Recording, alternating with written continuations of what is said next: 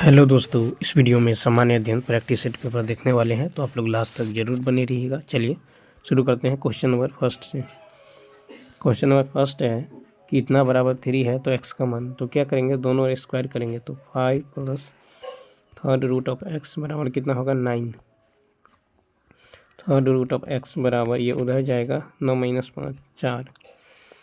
ठीक है, अब यहाँ पे क्यूब कर देंगे, दोनों ओर cubing on both sides we get क्या होगा x बराबर 4 का क्यूब 64, यानी ऑप्शन नंबर ए। देखिए, यदि निर्वाह समीकरण इतना बराबर 0 के मूल समान और विपरीत चिन्ह वाले हो तो k का मान। अब देखिए कहता है समान तो है लेकिन विपरीत चिन्ह वाले, तो क्या करते हैं मूलों का योग, यानी मूलों का योग क्या हो जाएगा alpha plus beta minus B by A, यानी माइनस के, यानी के का मान आ गया 0। ठीक है, तो के का मान क्या रहा था, निकल गया।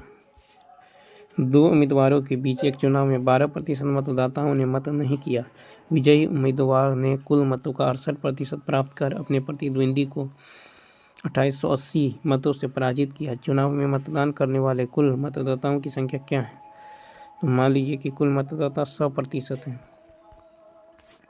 ठीक है, कितना है 100%। अब यहाँ से 3 बातें हैं। 12% मतदाताओं ने मत नहीं किया, तो 12% नहीं किया तो किया कितना है 100 - 12 यानी 88%। ठीक है, अब कहता है कि विजयी उम्मीदवार ने कुल मतों का 68% प्राप्त किया है, यानी 100 का 68%। ठीक है, यानी 68% प्राप्त किया है। ठीक है, उसके बाद देखिए फिर कह रहा है कि जो है विजयी उम्मीदवारों ने कुल मतों का 68% प्राप्त किया है, तो नहीं डाला गया मत कितना होगा ना। देखिए 88% जो है कहता 12% मतदाताओं ने मत नहीं किया। ठीक है, 12% मतदाताओं ने मत नहीं किया, तो किया कितना 88%। ठीक है, और 12% तो नहीं किया है। ठीक है, 12% नहीं किया है। अब यहाँ पे कहता है कि मतों से पराजित किया जाने वाले चुनाव में मतदान करने वाले कुल मतदाताओं की संख्या क्या है, तो सबसे पहले हारने वाले का मत कितना होगा, हारने वाले के मत, तो 88% में से आपको घटाना है 68%, कितना होगा 20%। ठीक है, कितना होगा तो 20%। अब देखिए और कहता है कि प्राप्त कर प्रतिद्वंदी को इतना से हराया है। ठीक है, तो पहला को यदि 68% मिला है तो दूसरा को कितना मिला 20%, तो 68, तो यहाँ 68 - 20% ये किसके बराबर होगा, ये 2880 के बराबर होगा। ठीक है, 2880, तो 48% का मान कितना है 2880, तो 100% का मान कितना होगा, ये होगा 2880 गुना में 100 बटा में 48, यानी ये हो जाएगा 6000। C option. नेक्स्ट क्वेश्चन है कि दो क्रमागत वृत्त जिनमें प्रत्येक की त्रिज्या 30 सेंटीमीटर एक दूसरे को इस प्रकार प्रतिच्छेद करती हैं कि उनमें से प्रत्येक की परिधि दूसरे के केंद्र से होकर गुजरती हैं। ठीक है, तो देख लीजिए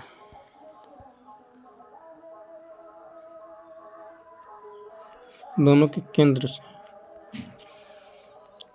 तो हमको निकालना है उनमें से प्रत्येक की परिधि दूसरे के केंद्र से होकर गुजरती है, प्रतिच्छेदित क्षेत्र का क्षेत्रफल। तो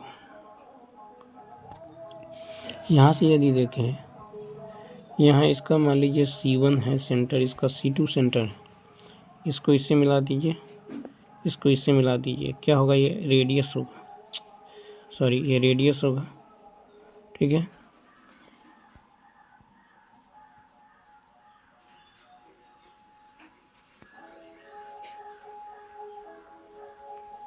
C1 C2।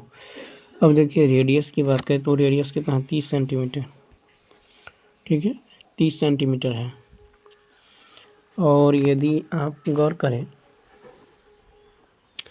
तो उभयनिष्ठ जीवा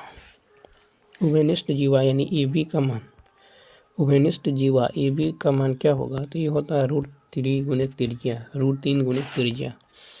ठीक है, तो AB का जो मान हो जाएगा ये होगा √3 गुणित 30, यानी 30 √3, तो हमको निकालना है यहाँ पे मान लीजिए ओ,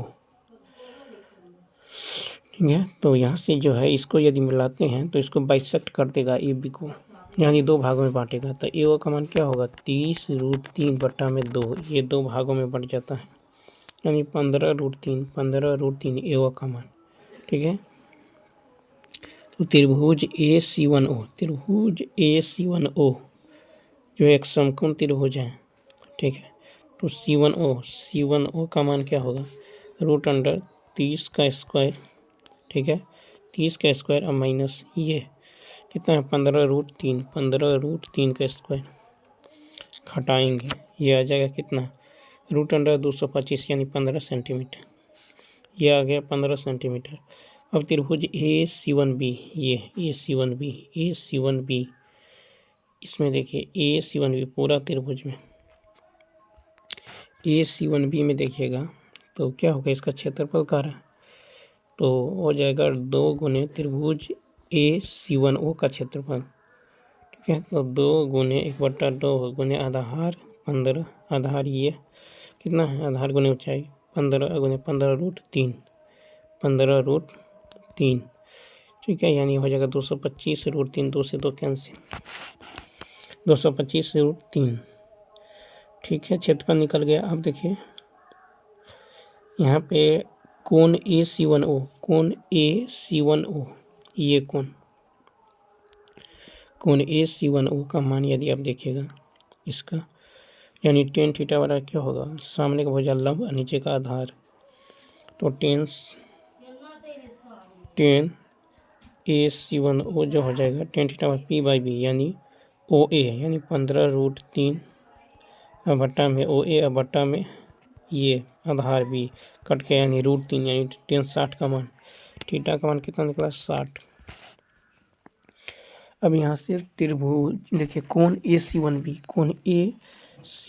यानी पूरा की यदि बात करें तो कितना होगा पूरा कोण, तो ये हो जाएगा 2 गुने 60 यानी 120 हो जाएगा पूरा कोण 120।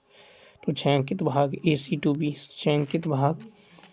AC2B यानी इधर का जो है ये है छायांकित,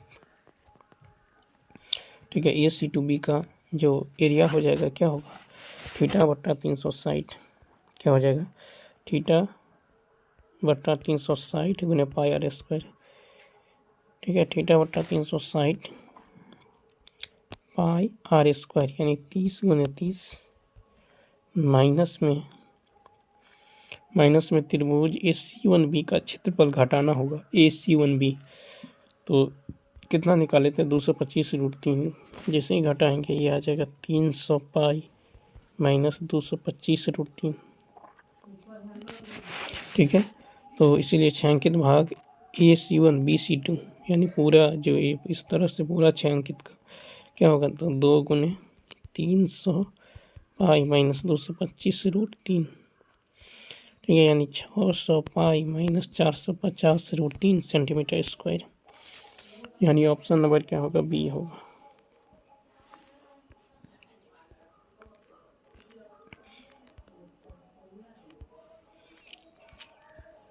एक बेईमान व्यापारी ग्राहक से कहता है कि वह अपनी वस्तुएं क्रय मूल्य पर बेचता है, लेकिन वह गलत वजन का उपयोग करता है और लाभ के रूप में 12.5% लाभ अर्जित करता है। 1 केजी वजन करने के लिए तो वह कितना ग्राम का उपयोग करता है, तो देख लीजिए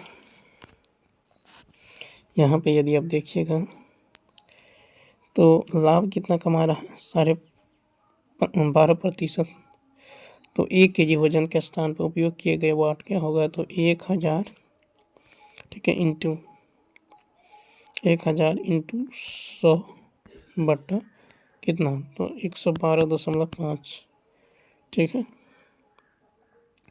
तो कितना ग्राम जो है वाट का उपयोग करता है, तो यहाँ पे क्या हो जाएगा 1000 इंटू 100, 1000, ठीक है, इंटू 100 बट्टा में कितना 112.5, ये हो जाएगा कितना, इसको सॉल्व कीजिएगा ये आ जाएगा 888.8 ग्राम, यानी ऑप्शन नंबर बी।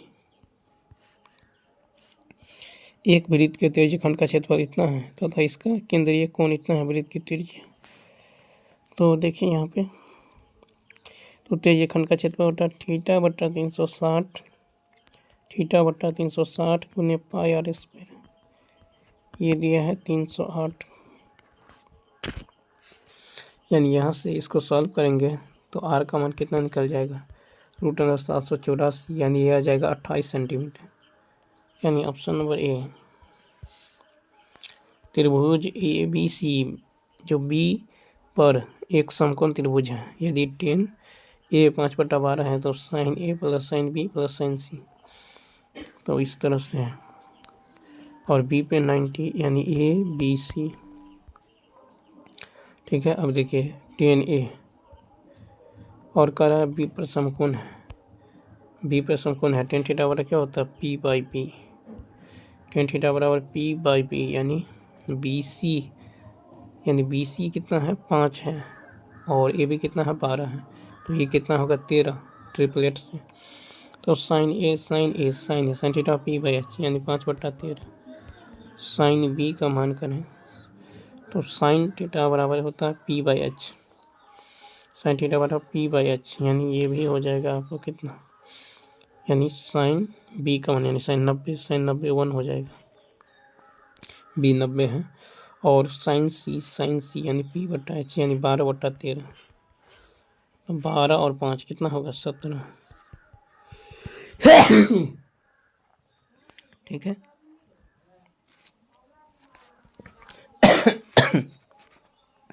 यानी कितना होगा 17 + 13, यानी 30/13, दूसरा ही 4/13।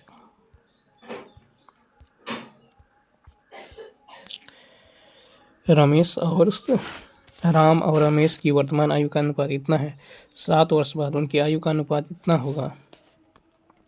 ठीक है, तो देखिए वर्तमान दे दिया गया, 7 वर्ष बाद कितना है, तो 4 और 5 इन दोनों में अंतर देखिए, 3 1 4, 5 में से 5 के 0, अंतर सेम नहीं है।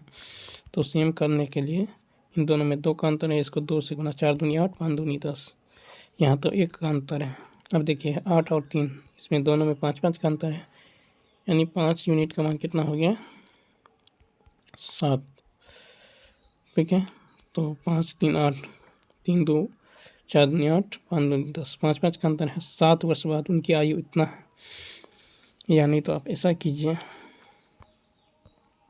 देखिए मान लेते हैं कि इसकी उम्र जो है राम की आयु 3x और रमेश की आयु 5x है, तो 3x + 7/5x + 7, ये कितना होगा, ये 4/5 है। ठीक है, क्रॉस गुना कीजिए, सॉल्व कीजिए, यहाँ से x का मान कितना आ जाएगा, यानी 5x का मान आ जाएगा 7, यानी बी ऑप्शन। मेजर हडसन ने किस स्थान पर 1857 के विद्रोह को कुचलने का काम किया था, तो दिल्ली। देखिए मेजर हडसन ने दिल्ली में 1857 के विद्रोह को कुचलने का काम किया। 1857 के विद्रोह के दौरान जनरल जॉन निकोलस द्वारा सितंबर 1857 में दिल्ली पर पुनः अधिकार कर लिया। निकोलस ने कुछ ही दिनों में लड़ाई के दौरान घायल होने के कारण मृत्यु हो गई। मेजर हडसन द्वारा मुगल बादशाह बहादुर शाह जफर के 2 पुत्र मिर्जा मुगल और मिर्जा खिज सुल्तान तथा पौत्र मिर्जा अबू बख्त की हत्या कर दी। बहादुर शाह जफर को बंदी बनाकर रंगून भेज दिया गया, जहां नवंबर 1862 में उनकी मृत्यु हो गई। बहादुर शाह जफर अंतिम मुगल बादशाह था। बहादुर शाह 2 1837 से 57 तक जफर नाम से शासन लिखता था। बहादुर शाह 2 को हडसन ने हुमायूं के मकबरा से गिरफ्तार किया। बहादुर शाह जफर का मकबरा रंगून में स्थित है। नेक्स्ट, इंडियन सर्विसेज एग्जाम को उत्तीर्ण करने वाले प्रथम भारतीय कौन थे, तो सत्येंद्र नाथ ठाकुर। अब देखिए सत्येंद्र नाथ ठाकुर ने ICS परीक्षा को जून 1863 में उत्तीर्ण किया। सत्येंद्र नाथ टैगोर नवंबर 1864 में प्रशिक्षण पूरा कर भारत लौटा। भारत में प्रथम पोस्टिंग इनका बॉम्बे प्रेसिडेंसी में हुआ। सुरेंद्र नाथ बनर्जी को 1874 में ICS पद से हटा दिया गया। सुरेंद्र नाथ ठाकुर रविंद्रनाथ ठाकुर के बड़े भाई थे। देवेंद्र नाथ ठाकुर सत्येंद्र नाथ टैगोर एवं रविंद्रनाथ ठाकुर के पिता थे। देवेंद्र नाथ ठाकुर नेक्स्ट, ICS परीक्षा का प्रावधान चार्टर एक्ट 1853 में किया गया था। प्रथम ICS परीक्षा 1855 में लंदन में हुई। कथा प्रांतों में द्वैत शासन की समाप्ति किस अधिनियम से की गई है? सी ऑप्शन, भारत शासन अधिनियम 1935।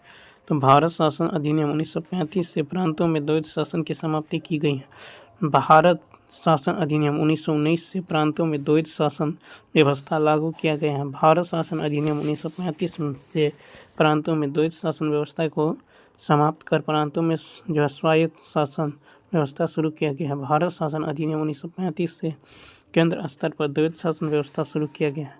भारत शासन अधिनियम 1935 के द्वारा रक्षा, विदेशी मामले, धर्म और जनजातियों से संबंधित विषयों को वायसराय इन काउंसिल के अंतर्गत रखा गया है। इस अधिनियम के द्वारा प्रथम बार समवर्ती सूची जोड़ा गया है। भारत शासन अधिनियम 1919 के द्वारा प्रथम बार केंद्रीय सूची और राज्य सूची का प्रावधान किया गया है। राज्य सूची को आरक्षित और अनारक्षित विषय में बांटा गया।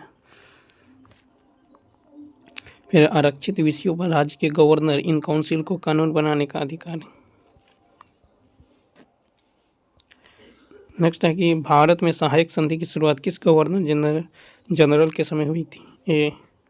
तो देखिए, भारत में सहायक संधि की शुरुआत बंगाल के गवर्नर जनरल रिचर्ड वेलेस्ली के समय में 1798 में हुई थी। रिचर्ड वेलेस्ली का कार्यकाल 1798 से 1805 था। सहायक संधि का मूल रूप से ब्रिटिश ईस्ट इंडिया कंपनी और भारतीय रियासतों के बीच एक संधि थी। सहायक संधि का जहां अतार्किक शर्तों को स्वीकार कर भारतीय राज्यों ने धीरे धीरे अपनी जो संप्रभुता को गंवा दिया। सहायक संधि हैदराबाद के साथ जो है फ्रांसीसी गवर्नर ने भारत में सर्वप्रथम किया था। अगस्त 1765 में अंग्रेज और अवध के नवाब के साथ इलाहाबाद की संधि भी एक प्रकार का सहायक संधि ही माना जाता है।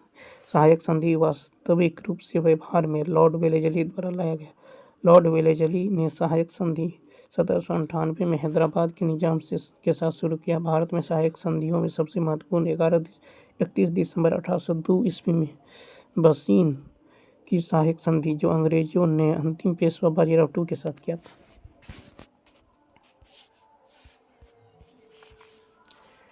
सुगौली की संधि इनमें से किस युद्ध की समाप्ति हुई? तो आंग्ल नेपाल युद्ध। सुगौली की संधि 1816 से आंग्ल नेपाली युद्ध 1814 से 1816 की समाप्ति। सुगौली की संधि 1816 के समय बंगाल का governor general Francis Harold Hastings था, जिसका कार्यकाल अक्टूबर 1813 से जनवरी 1823 था। सुगौली की संधि को 4 मार्च 1816 को अनुमोदित किया गया। इस संधि पर नेपाल के ओर से राजगुरु गजराज मिश्र ने किया। अंग्रेज की ओर से इस संधि पर हस्ताक्षर कनाडा पेरिस ब्रॉडशॉ हस्ताक्षर किए। इस संधि के द्वारा नेपाल का बहुत बड़े भूभाग अंग्रेजों ने छीन लिए। धर्म सभा कलकत्ता के संस्थापक कौन थे? 44 कस्सी राधाकांत देव। धर्म सभा कलकत्ता के संस्थापक राधाकांत देव थे। 1830 में कलकत्ता में राधाकांत देव द्वारा धर्म सभा नामक एवं सामाजिक धार्मिक संगठन स्थापित किया गया। धर्म सभा का मुख्य उद्देश्य ब्रह्म समाज और सती प्रथा प्रतिबंध अधिनियम का विरोध करना था। धर्म सभा धर्म एवं समाज के पारंपरिक व्यवस्था में किसी भी प्रकार के बदलाव का विरोध करता था। केशव चंद्र सेन 1866 ईस्वी में कलकत्ता में भारतीय ब्रह्म समाज नामक संस्था स्थापित किया। ब्रह्म सभा की स्थापना 1828 में राजा राम मोहन राय ने किया। 1839 में तत्वबोधिनी सभा की स्थापना देवेंद्रनाथ टैगोर द्वारा कलकत्ता में की गई। 1939 में सुभाष चंद्र बोस द्वारा कांग्रेस के अध्यक्ष पद से इस्तीफा देने के बाद कांग्रेस का अध्यक्ष किसे बनाया गया? 45 का सी डॉक्टर राजेंद्र प्रसाद। तो 1939 में कांग्रेस के अध्यक्ष पद से सुभाष चंद्र बोस के इस्तीफा के बाद राजेंद्र प्रसाद को कांग्रेस का अध्यक्ष बनाया गया। सुभाष चंद्र बोस ने त्रिपुरी कांग्रेस में पट्टाभी सीतारमैया को पराजित कर दिया। ठीक है, पराजित कर अध्यक्ष बना। सुभाष चंद्र बोस ने कांग्रेस के कार्यकारिणी में मतभेद होने के कारण त्यागपत्र दे दिया। 1940 का कांग्रेस का अधिवेशन रामगढ़ में हुआ, जिसका अध्यक्षता मौलाना अबुल कलाम आज़ाद ने की। मार्च 1940 के रामगढ़ अधिवेशन से नवंबर 1946 के पहले तक कांग्रेस का कोई अधिवेशन नहीं हुआ। 1940 मार्च 1940 से जुलाई 1946 तक मौलाना अबुल कलाम आज़ाद कांग्रेस के अध्यक्ष बने रहे। जुलाई 1946 में मौलाना अबुल कलाम आज़ाद ने कांग्रेस का अध्यक्ष पद जवाहरलाल नेहरू को सौंप दिया। फिर नवंबर 1946 में कांग्रेस का अधिवेशन मेरठ के विक्टोरिया पार्क में हुआ। नवंबर 1946 के मेरठ अधिवेशन की अध्यक्षता जेबी कृपलानी ने की थी। भारत की स्वतंत्रता प्राप्ति के समय जेबी कृपलानी ही भारतीय राष्ट्रीय कांग्रेस के अध्यक्ष थे। मुस्लिम लीग के किस अधिवेशन में द्विराष्ट्र के प्रस्ताव को पारित किया गया था? तो यह जगह ए। मुस्लिम लीग के लाहौर अधिवेशन 1940 में 23 मार्च 1940 द्विराष्ट्र के प्रस्ताव को पारित किया गया था। पाकिस्तान देश का प्रस्ताव सिकंदर हयात खान ने तैयार किया।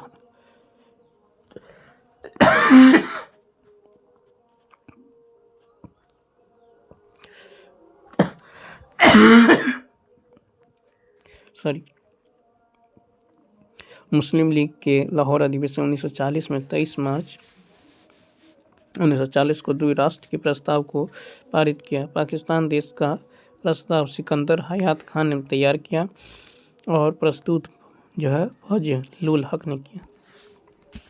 पाकिस्तान शब्द का प्रयोग सर्वप्रथम 1933 में कैम्ब्रिज विश्वविद्यालय के छात्र चौधरी रहमत अली के द्वारा किया गया था।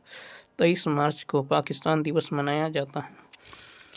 मुस्लिम लीग के लाहौर अधिवेशन 1940 की अध्यक्षता मोहम्मद अली जिन्ना ने किया था। मुस्लिम लीग के इलाहाबाद अधिवेशन 1930 में इस अधिवेशन के अध्यक्ष अल्तमस मोहम्मद इकबाल ने अलग देश की मांग का प्रतिपादन किया था 1930 में।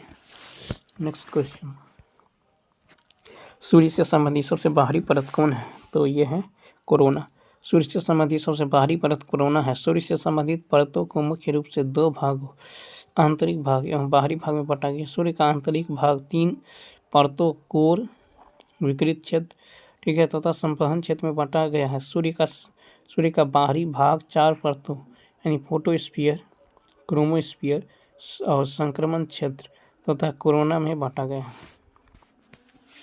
ठीक है, फिर है कि सूर्य की दृश्यमान सतह को जो फोटोस्फीयर कहते हैं, सूर्य की चमकदार सतह को प्रकाश मंडल कहते हैं। सूर्य की संरचना में हाइड्रोजन और हीलियम के संलयन क्रिया का मुख्य योगदान है। सूर्य का प्रकाश विद्युत चुंबकीय विकिरण। ग्लोब पर 1-1 डिग्री के अंतर पर कुल कितनी देशांतर रेखाएं हैं? 48 का 360। ग्लोब पर 1-1 डिग्री के अंतर पर कुल 360 देशांतर रेखाएं। 1-1 डिग्री के अंतर पर पूर्वी गोलार्ध में कुल 179 देशांतर रेखाएं हैं तथा 1-1 डिग्री के अंतर पर पश्चिमी गोलार्ध में कुल 179 देशांतर रेखाएं हैं। 0 डिग्री देशांतर रेखा तथा 180 डिग्री देशांतर रेखा दोनों गोलार्धों के लिए उभयनिष्ठ हैं। 0 डिग्री फिर है कि इस प्रकार 1-1 डिग्री के अंतर पर ग्लोब पर कुल 360 यानी 1 + 1 + 179 × 2 देशांतर रेखाएं। ग्लोब पर 1-1 डिग्री के अंतर पर अक्षांश रेखाएं की कुल संख्या 181 दोनों बिंदुओं को जोड़कर। यदि उत्तरी ध्रुव 90 डिग्री नॉर्थ तथा दक्षिणी ध्रुव 90 डिग्री साउथ को बिंदु माना जाए तो ग्लोब पर अक्षांश रेखाओं की कुल संख्या 179 है। जब ध्रुवों को रेखा माना जाए तब ग्लोब पर अक्षांश की कुल संख्या 181 होगी। दो अक्षांशों के बीच की दूरी 111 किलोमीटर है। अक्षांशों के द्वारा तापमान और जलवायु पता लगाया जाता है। देशांतर के द्वारा समय का गणना किया जाता है। भारत के मुख्य भूमि का अक्षांशीय विस्तार कौन है? 49 का ए। तो भारत के मुख्य भूमि का अक्षांशीय विस्तार 8 डिग्री 4 मिनट उत्तरी अक्षांश से 37 डिग्री 6 मिनट उत्तरी अक्षांश से। फिर भारत का सबसे दक्षिणी बिंदु इंदिरा पॉइंट का अक्षांशीय स्थिति 6 डिग्री 45 मिनट 10 सेकंड उत्तरी अक्षांश है। यह ग्रेट निकोबार के दक्षिणी सिरे पर है। इंदिरा पॉइंट को पहले पिन मेलियन पॉइंट और पार्सन पॉइंट के नाम से जाना जाता है। आधिकारिक रूप से इसे 10 अक्टूबर 1985 से इंदिरा पॉइंट नाम दिया गया। 26 दिसंबर 2004 की सुनामी के कारण इंदिरा पॉइंट समुद्र में डूब गया। भारत का देशांतरीय विस्तार 68 डिग्री 7 मिनट पूर्वी देशांतर से 97 डिग्री 25 मिनट पूर्वी देशांतर तक है। भारत का क्षेत्रफल 32,87,263 वर्ग किलोमीटर है। भारत का उत्तर से दक्षिण विस्तार जो है 3214 3,214 किलोमीटर और पूर्व से पश्चिम जो है 2933 2,933 किलोमीटर है। भारत का कुल स्थलीय सीमा कितना है? 15,200 किलोमीटर, ठीक है। और कुल समुद्री सीमा कितना है? तो 7516.6 किलोमीटर, 7516.6 किलोमीटर। बड़ी दोआब किस क्षेत्र में स्थित है? 50 का ए पंजाब। तो बड़ी दोआब जो है पंजाब क्षेत्र में है। बड़ी दोआब रावी और ब्यास नदियों के बीच का क्षेत्र है। भारत के पंजाब क्षेत्र के अंतर्गत बड़ी, ठीक है, बारी और बिस्त दोआब के क्षेत्र आते हैं, जो कृषि की दृष्टि से भारत का एक विकसित क्षेत्र है। दो नदियों के बीच स्थित क्षेत्र को दोआब कहते हैं। सिंध नदी तंत्र में दोआब के अच्छे उदाहरण जो बिस्त दोआब, ठीक है, बारी दोआब, ठीक है, रचना दोआब और चेज दोआब, सिंधु सागर दोआब है, ठीक है। कहता है किस महादेश से कर्क रेखा, विषुवत रेखा एवं मकर रेखा तीनों गुजरती हैं? 51 का बी अफ्रीका महादेश से कर्क रेखा, विषुवत रेखा एवं मकर रेखा ये तीनों गुजरती हैं। कर्क रेखा अफ्रीका महादेश से उत्तरी भाग से, विषुवत रेखा अफ्रीका महादेश के मध्य भाग से एवं मकर रेखा अफ्रीका के दक्षिणी भाग से गुजरती हैं। एशिया महादेश से कर्क रेखा एवं विषुवत रेखा गुजरती हैं। विषुवत रेखा दक्षिणी या पूर्व एशिया से गुजरती है। दक्षिण अमेरिका महादेश से विषुवत रेखा एवं मकर रेखा गुजरती है। उत्तरी अमेरिका महादेश के दक्षिणी हिस्से से कर्क रेखा गुजरती है। ऑस्ट्रेलिया महादेश से मकर रेखा गुजरती है। यूरोप से विषुवत रेखा, कर्क रेखा, मकर रेखा में कोई नहीं गुजरता, ठीक है। तो ऑस्ट्रेलिया महादेश से मकर रेखा, उत्तरी अमेरिका महादेश के दक्षिणी हिस्से से कर्क रेखा और दक्षिण अमेरिका महादेश के विषुवत रेखा एवं मकर रेखा गुजरती हैं। एशिया महादेश से कर्क रेखा एवं विषुवत रेखा गुजरती हैं। विषुवत रेखा दक्षिणी एवं पूर्वी एशिया से गुजरती है, ठीक है। लेकिन यूरोप से विषुवत रेखा, कर्क रेखा, मकर रेखा कोई नहीं गुजरती। कहना है कि प्रायद्वीपीय भारत की सबसे बड़ी नदी कौन सा है? 52 का होगा ए गोदावरी। प्रायद्वीपीय भारत की सबसे बड़ी नदी गोदावरी नदी है। गोदावरी का उद्गम त्रियंबग्राम के पास पहाड़ी नासिक महाराष्ट्र से होता है। पेनगंगा, प्राणहिता, इंद्रावती, पूर्णा, वर्धा, मंजरा, सबरी इत्यादि गोदावरी की सहायक नदी है। गोदावरी नदी महाराष्ट्र, तेलंगाना, छत्तीसगढ़, पुदुचेरी, यनम, ठीक है, एवं आंध्र प्रदेश से होकर बहती है। गोदावरी नदी का द्रोणी क्षेत्र, बेसिन क्षेत्र, छोटा भाग मध्य प्रदेश, कर्नाटक एवं पुदुचेरी में भी पाया जाता है। गोदावरी का लगभग 50% द्रोणी क्षेत्र महाराष्ट्र में पाया जाता है। गोदावरी नदी नासिक से बंगाल की खाड़ी तक लगभग 1465 किलोमीटर की दूरी तक है। गोदावरी की विभिन्न वितरिक्तियों के कारण इसका द्रोणी क्षेत्र इसके मुख्य मार्ग से दूर के क्षेत्र में भी पाया जाता है।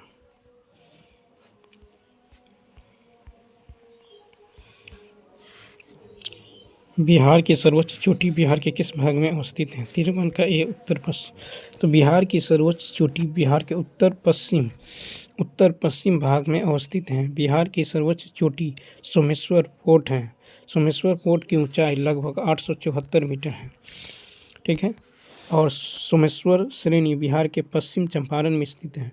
भौतिक स्वरूप के आधार पर बिहार को मुख्य 3 भौतिक भागों में बांटा गया है। एक है शिवालिक पर्वत श्रेणी एवं तराई क्षेत्र, दूसरा है बिहार का मैदान, तीसरा है दक्षिण का पठार। शिवालिक पर्वत श्रेणी बिहार के उत्तर पश्चिम भाग में स्थित पश्चिमी चंपारण जिला से उत्तर भारत में शिवालिक पर्वत श्रेणी तक 932 वर्ग किलोमीटर क्षेत्र में फैला है।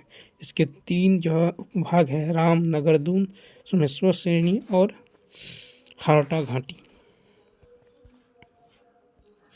कौन हिमनद काराकोरम श्रेणी में अवस्थित है? 54 का होगा डी।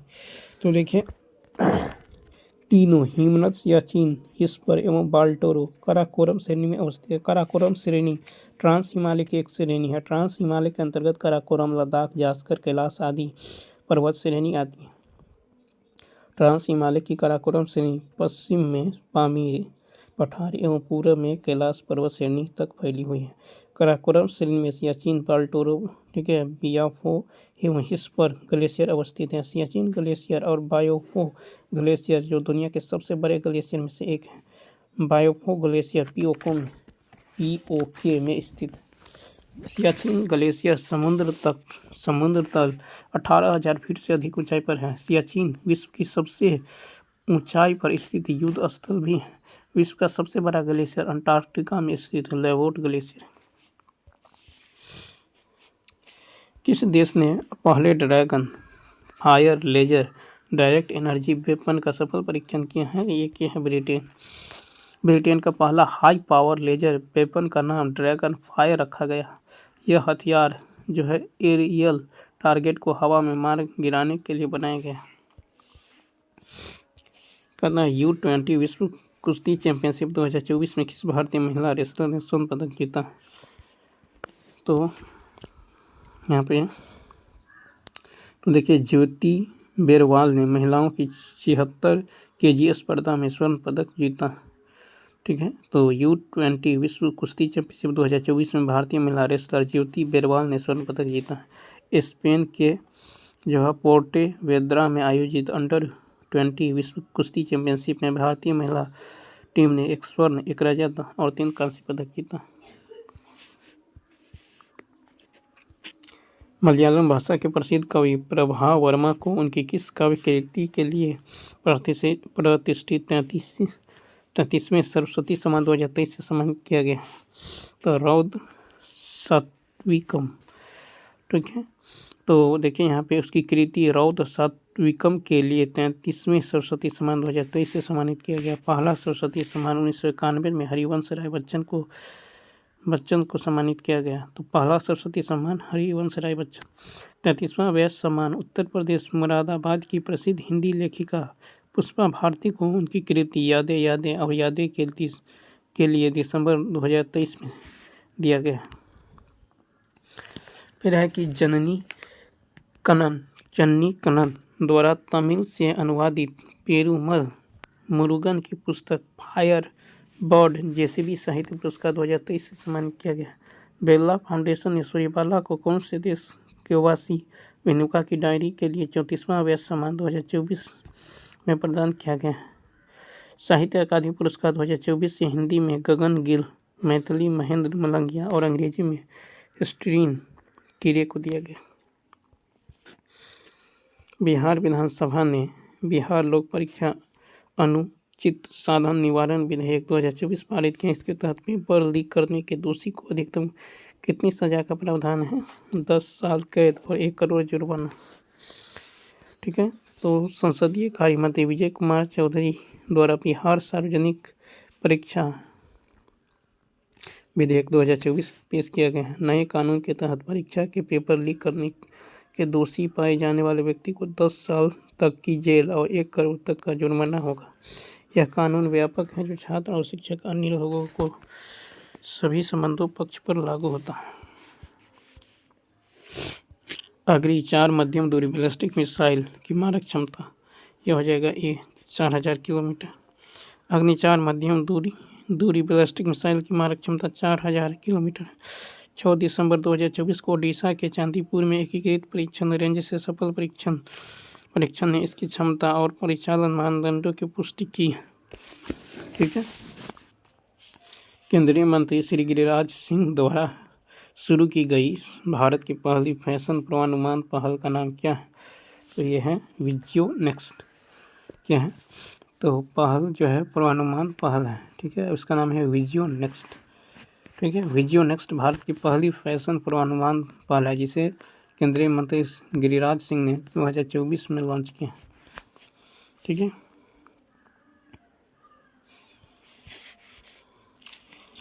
महिला कबड्डी विश्व कप 2025 कहाँ आयोजित किया जाएगा? 61 का बी यानी राजगीर स्पोर्ट्स अकादमी।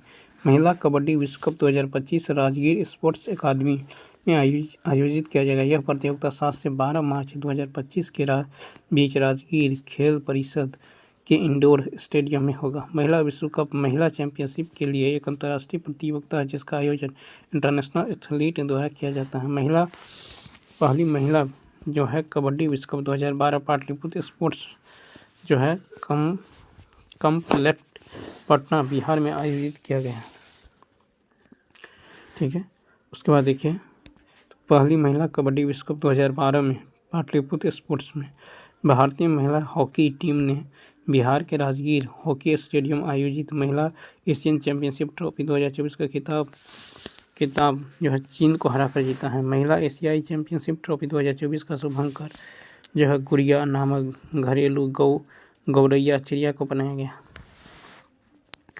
ठीक है, शिक्षा विभाग, खेल विभाग और बिहार राज्य खेल प्राधिकरण की ओर से बिहार खेल प्रतिभा खोज मसाल 2024 के सफल आयोजन में 2 से 9 जनवरी की अवधि खेल सप्ताह के रूप में सभी सार्वजनिक स्कूलों में मनाया है।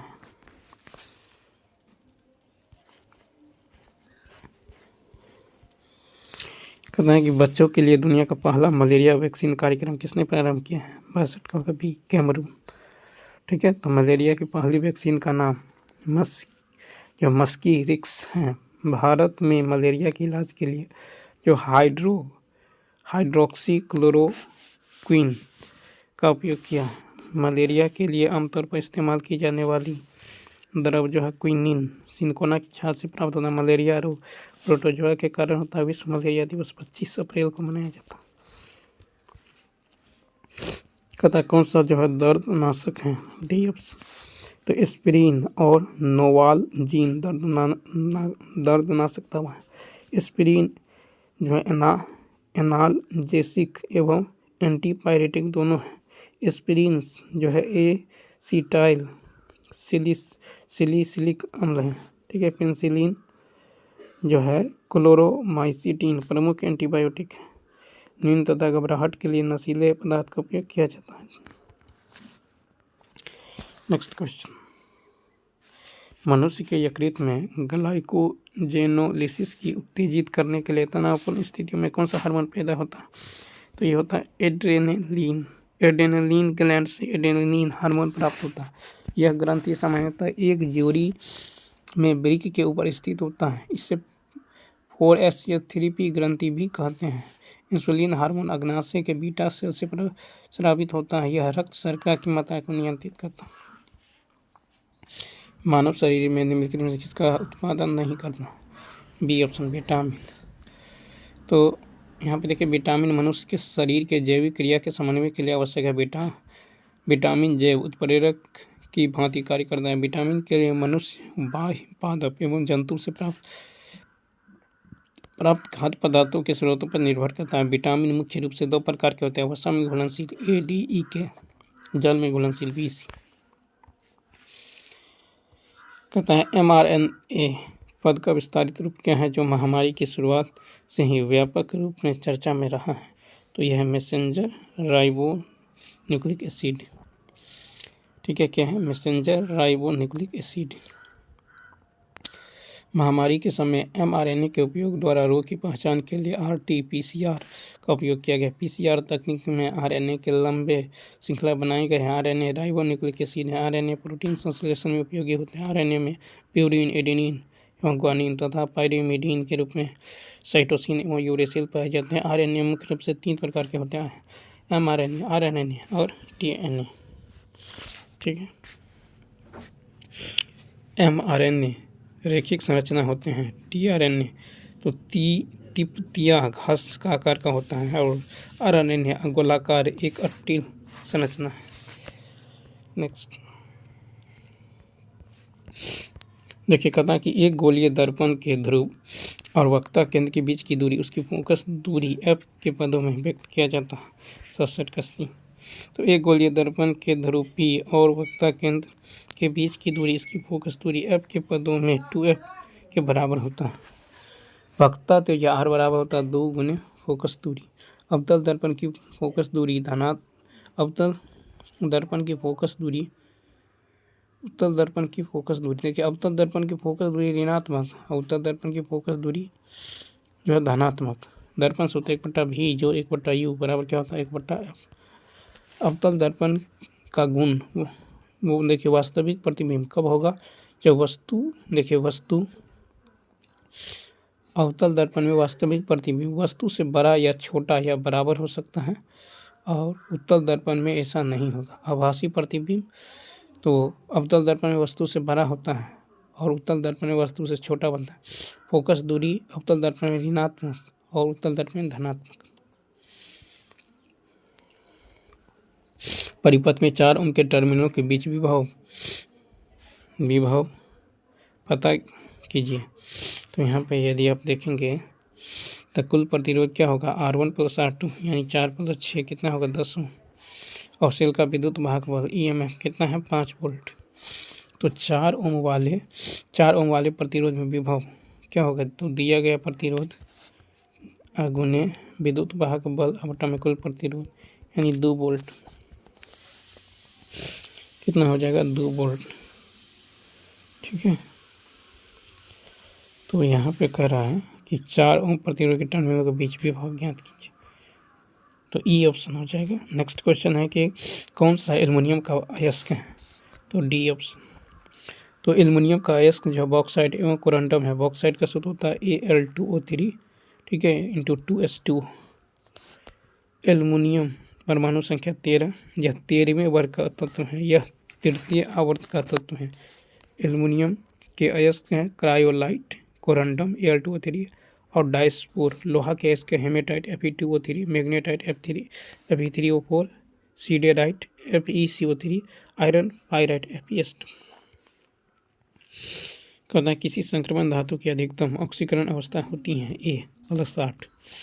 ठीक है, संक्रमण धातु के संबंध में उच्च ऑक्सीकरण, ठीक है, अथवा फ्लोराइड्स एवं ऑक्साइड को संदर्भित करके की जाती हैं, क्योंकि फ्लोरीन एवं ऑक्सीजन उच्च इलेक्ट्रोनिगेटिव तत्व हैं, उच्च विद्युत ऋणात्मक एवं उच्च ऑक्सीकरण क्षमता। ऑक्सीजन के होने के कारण धातु जो है ऑक्सीएनाइन की ऑक्सीकरण अवस्था जो है उच्च होती है। क्रोमियम की +6 ऑक्सीकरण अवस्था है, Mn की +7 ऑक्सीकरण अवस्था है। तो चलिए दोस्तों, इस वीडियो में इतना ही। यदि वीडियो अच्छा लगा हो तो लाइक, शेयर और सब्सक्राइब करना न भूलें। थैंक्स।